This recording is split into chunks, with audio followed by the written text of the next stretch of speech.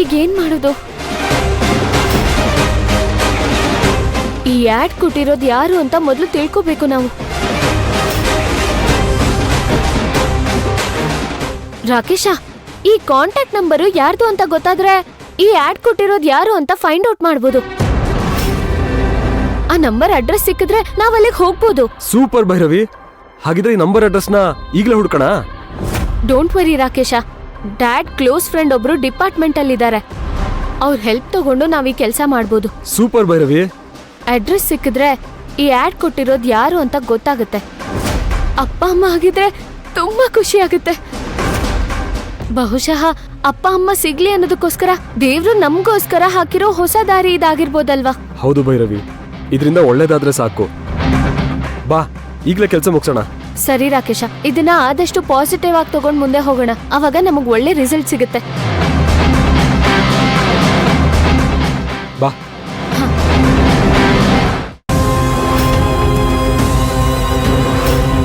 ಏ ಕೇಶವ, ನೀನು ಈ ಮನೆ ಆಳು. ನಾನು ಹೇಳ್ದಂಗೆ ಕೇಳ್ಕೊಂಬಿದ್ದಿರ್ಬೇಕು. ನನ್ನ ಹೆಂಡತಿ ಮಕ್ಕಳು ತಲೆ ಕೆಡಿಸಿದ್ರೆ. ಅಯ್ಯೋ ಇಲ್ಲ ಯಜಮಾನ್ರೆ, ಇಲ್ಲ. ಅದು ಮಾತ್ ಬೇಡ. ನಿನ್ನ ಫ್ಯಾಮಿಲಿನ ಉಳಿಸ್ಕೊಳ್ಳೋದಕ್ಕೆ ನನ್ನ ಫ್ಯಾಮಿಲಿನ ಬಳಸ್ಕೊತಾ ಇದೀಯಾ? ಹೊತ್ತು ಕರೆದು ಏನೇನೋ ಕತೆ ಹೇಳಿ ಯಂಗ್ಸ್ರು ಮಕ್ಕಳು ಮುಂದೆ ಕಣ್ಣೀರ್ ಹಾಕಿ ಅವ್ರ ಮನಸ್ಸನ್ನ ಕರವಾಗಿ ಮಾಡಿ ನೀನು ಬೇಳೆನ ಬೇಯಿಸ್ಕೊತಾ ಇದೀಯಾ? ಅದು ನನ್ನ ಮಗಳು ಭವಾನಿ. ಸಾಕು, ನಿನ್ ವಿವರಣೆ ಬೇಕಾಗಿಲ್ಲ ನನಗೆ. ಇನ್ನೊಂದ್ಸಲ ಈ ರೀತಿ ನನ್ನ ಮಗಳ ಹತ್ರ ಕಿತಾಪತಿ ಮಾಡಿದ್ರೆ ಅಷ್ಟೇ ಸಾಯಿಸ್ಬಿಡ್ತೀನಿ. ನೀನಾಯ್ತು, ನಿನ್ ಕೆಲ್ಸ ಆಯ್ತು ಅಂತ ಇದ್ರೆ ಬದುಕತ್ತೀಯ, ಇಲ್ಲ ಅಂದ್ರೆ ಎಣ ಆಗೋಗ್ತೀಯ. ನೆನ್ಪಿಟ್ಕೋ, ನನ್ನ ಕೊಲೆಗಾರ ಆಗೋಗ್ ಮಾಡ್ಬೇಡ.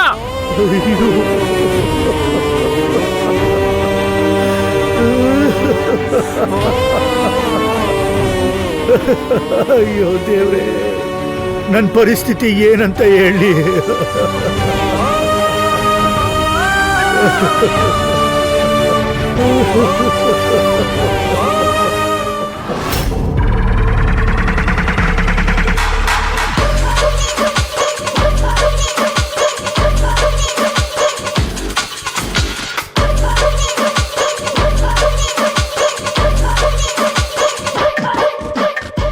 ಲಕ್ಕಿ ಲಕ್ಕಿ, ಒಂದ್ ನಿಮಿಷ. ಲಕ್ಕಿ, ಏನು ನಿನ್ ಕತೆ? ಏನ್ ನಡೀತಾ ಇದೆ? ಗೂಢಚಾರಿ ಕೆಲಸ ಮಾಡಕೋದ್ ನೀನು ಏನ್ ಸಾಧನೆ ಮಾಡ್ಕೊಂಬಂದೆ? ಮಾಮ್, ನಾನ್ ಅನ್ಕೊಂಡ್ ಯಾವ ಕೆಲ್ಸಕ್ಕೆ ಹೋಗ್ತೀನೋ ಅದ್ಯಾವ್ದು ಆಗ್ತಾನೆ ಇಲ್ಲ. ಎಲ್ಲ ಉಲ್ಟಾ ಹೊಡಿತಿದೆ ಮಾಮ್. ಅಂದ್ರೆ ಪ್ರತಿ ಹೆಜ್ಜೆಲೂ ಸೋಲ್ತಾ ಇದೀಯಾ ಅಂತ ಆಯ್ತು. ಅದಕ್ಕೆ ನೀನು ಆ ಜಾಹ್ನವಿ ಹತ್ರ ಹೋಗಿ ಭೈರವಿ ಬಗ್ಗೆ ಕ್ರಾಸ್ ಕ್ವಶನ್ ಮಾಡ್ತಾ ಇದ್ದೆ. ಮಾಮ್, ಭೈರವಿ ಇನ್ನೇನ್ ಸಿಕ್ಕಾಕೋಬೇಕು ಅನ್ನೋ ಟೈಮಲ್ಲಿ ಸೇಫ್ ಆಗ್ಬಿಡ್ತಾಳೆ. ಅವಳು ಏನ್ ಮಾಡ್ತಿದ್ದಾಳೆ ಅನ್ನೋದೇ ಅರ್ಥ ಆಗ್ತಾ ಇಲ್ಲ ಮಾಮ್. ಬಟ್ ಅವಳು ದೊಡ್ಡದಾಗಿ ಏನೋ ಪ್ಲಾನ್ ಮಾಡ್ತಿದ್ದಾಳೆ. ಅವಳು ಸೇವ್ ಆಗ್ತಿದ್ದಾಳೆ ಅಂದ್ರೆ ಅದು ನಿನ್ನ ದಡ್ಡತನದ ಪರಮಾವಧಿ ಅನ್ನೋದು ನಿನಗೆ ಅರ್ಥ ಆಗಿರ್ಬೇಕಲ್ವಾ? ಮಾಮ್, ನಾನ್ ಸರಿಯಾದ ರೂಟಲ್ಲೇ ಹೋಗ್ತಾ ಇದೀನಿ.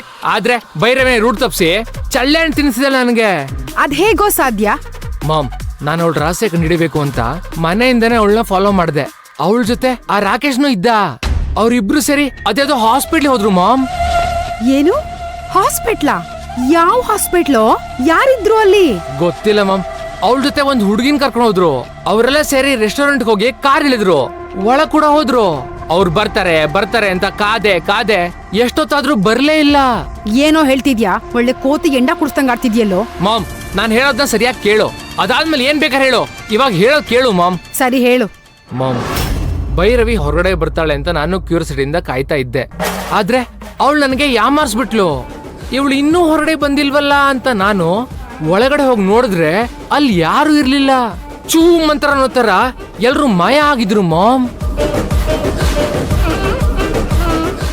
ಏನೋ ಇದು? ಏನ್ ಹೇಳ್ತಿದ್ಯೋ? ಹ್ಞೂ ಮಾಮ್, ನೀನ್ ನಂಬ್ಲೇಬೇಕು. ನಿನ್ಗೆ ಯಾವ ತರ ಹೈ ವೋಲ್ಟೇಜ್ ಶಾಕ್ ಹೊಡಿತೋ ಅದೇ ತರ ನನಗೂ ಹೊಡಿತು. ಆದ್ರೆ ಅವ್ರ ಕಾರ್ ಮಾತ್ರ ರೆಸ್ಟೋರೆಂಟ್ ಹೊರಗಡೆನೆ ಇತ್ತು. ಏನೋ ಇದು? ಒಳ್ಳೆ ಪತ್ತೆದಾರಿ ಕತೆ ಹೇಳ್ದಂಗೆ ಹೇಳ್ತಿದ್ಯಲ್ಲೋ. ಒಳಗ್ ಹೋದ್ರು ಅಂತ್ಯ, ಹೊರಗ್ ಬರ್ಲೇ ಇಲ್ಲ ಅಂತ್ಯ, ಒಳಗೋಗ್ ನೋಡಿದ್ರೆ ಯಾರು ಇರ್ಲೇ ಇಲ್ಲ ಅಂತ್ಯ. ಏನೋ ಇದು? ಮಾಮ್, ಇದ್ಯಾವ್ದು ಕಾದಂಬರಿ ಅಲ್ಲ, ನಮ್ ಜೀವನದ ನಡೀತಿದ್ಯಲ್ಲ ಅದೇ. ಅವಳು ನೀಟಾಗಿ ಪ್ಲಾನ್ ಮಾಡಿ ಎಲ್ಲದೂ ನೀಟಾಗಿ ಎಕ್ಸಿಕ್ಯೂಟ್ ಮಾಡಿದಾಳೆ. ಮಾಮ್, ಇಲ್ಲೇನ್ ನಡೀತಾ ಇದೆಯೋ ಅದ್ಯಾವ್ದು ಆಕಸ್ಮಿಕ ಅಲ್ಲ, ಎಲ್ಲ ಪ್ರೀ ಪ್ಲಾನು. ಅವಳು ದೊಡ್ಡದಾಗಿ ಏನೋ ಸಂಚು ಮಾಡಿದಾಳೆ ಮಾಮ್. ಹೌದಪ್ಪ, ಅವಳು ಆ ತರ ಸಂಚು ಮಾಡ್ತಿದ್ದಾಳೆ, ಈ ತರ ಸಂಚು ಮಾಡ್ತಿದ್ದಾಳೆ ಅಂತ ನೀನ್ ಅವಳು ಮಾಡೋ ಕೆಲ್ಸಗಳನ್ನ ಬರೀ ಹೊಗಳದೇ ಆಯ್ತು ಬಿಟ್ರೆ ಆ ಸಂಚ್ ಏನು ಅಂತ ಕಂಡಿಡಿಯೋಕ್ ಆಯ್ತೇನೋ ನಿನ್ ಕೈಯಲ್ಲಿ? ಆ ಭೈರವಿ ಸಾಮಾನ್ಯದವಳಲ್ಲ ಮಾಮ್, ಅವಳದು ಕ್ರಿಮಿನಲ್ ಮೈಂಡು. ನೋಡು ಲಕ್ಕಿ, ಅವಳ ಮುಖ ಸ್ತುತಿ ಮಾಡ್ತಾ ಅವಳ ಬುದ್ಧಿವಂತಿಕೆ ಬಗ್ಗೆ ಮಾತಾಡ್ತಾ ಅವಳಿಗೆ ಸರ್ಟಿಫಿಕೇಟ್ ಕೊಡೋದ್ರಿಂದ ಏನು ಯೂಸ್ ಇಲ್ಲ. ಅವಳನ್ನ ಆದಷ್ಟು ಬೇಗ ಟ್ರೇಸ್ ಮಾಡಿ ಅವಳು ಏನ್ ಸಂಚು ಮಾಡ್ತಿದ್ದಾಳೆ ಅಂತ ತಿಳ್ಕೊಳ್ಳೋದ್ರ ಬಗ್ಗೆ ಯೋಚನೆ ಮಾಡು. ಮಾಡ್ತೀನಿ ಮಾಮ್, ಮಾಡ್ತೀನಿ. ಅವಳು ಎಲ್ರು ಯಾಮಾರ್ಸಿ ಏನೋ ದೊಡ್ಡ ಸಾಧನೆ ಮಾಡೋ ತರ ಇದ್ದಾಳೆ. ಹೌದಪ್ಪ, ಏನೋ ಕಂಡು ಹಿಡಿತೀನಿ ಅಂತ ದೊಡ್ಡ ಮನುಷ್ಯನ್ ತರ ಹೋಗ್ತೀಯಾ, ಆಮೇಲೆ ಬಾಲ ಸುಟ್ಟಿರೋ ಬೆಕ್ಕಿನ ತರ ವಾಪಸ್ ಬರ್ತೀಯಾ. ಬರೀ ಇದೇ ಆಯ್ತು ನಿಂದು. ಮಾಮ್, ಹೀಗ್ ನೋಡಕ್ ಹೋದ್ರೆ ಅದೆಲ್ಲ ಹೇಳೋಷ್ಟು ಈಸಿ ಅಲ್ಲ. ನೀನ್ ನನ್ನ ಹೆಸರು ಕೂತ್ಕೊಂಡು ಎಲ್ಲ ಹೇಳ್ತೀಯಾ, ಆದ್ರೆ ಆ ಭೈರವಿನ ಫಾಲೋ ಮಾಡ್ಕೊಂಡು ಹೋಗೋದು ಎಷ್ಟು ಕಷ್ಟ ಅಂತ ನಿಂಗೆ ಗೊತ್ತಾ? ನೀನ್ ಹೀಗ್ ಹೇಳೋ ಬದ್ಲು ಅಮ್ಮ ಅವಳು ಗುಟ್ಟು ಕಂಡು ಹಿಡಿಯೋ ಯೋಗ್ಯತೆ ನನಗಿಲ್ಲ ಅಂತ ಹೇಳ್ಬಿಡು. ಸರಿ ಹೋಗು. ಛೇ ಮಾಮ್, ಮಾಮ್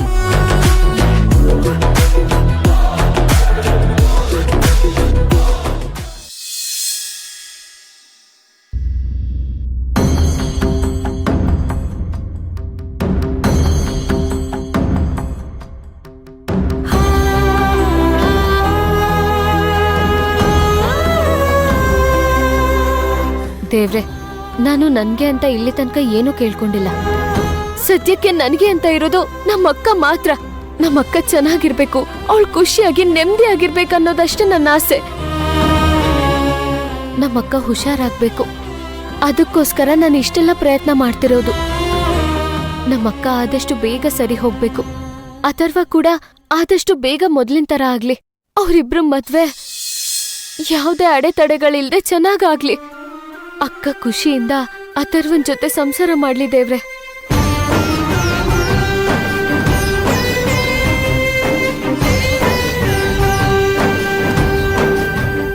ದೇವ್ರ ಮೇಲಿನ ಅಪಾರವಾದ ನಂಬಿಕೆ ಹಾಗೆ ಪ್ರಾರ್ಥನೆ ಕಣ್ಣಿಗೆ ಕಾಣಿಸ್ದೇ ಇರಬಹುದು, ಆದ್ರೆ ಅದು ಅಸಾಧ್ಯ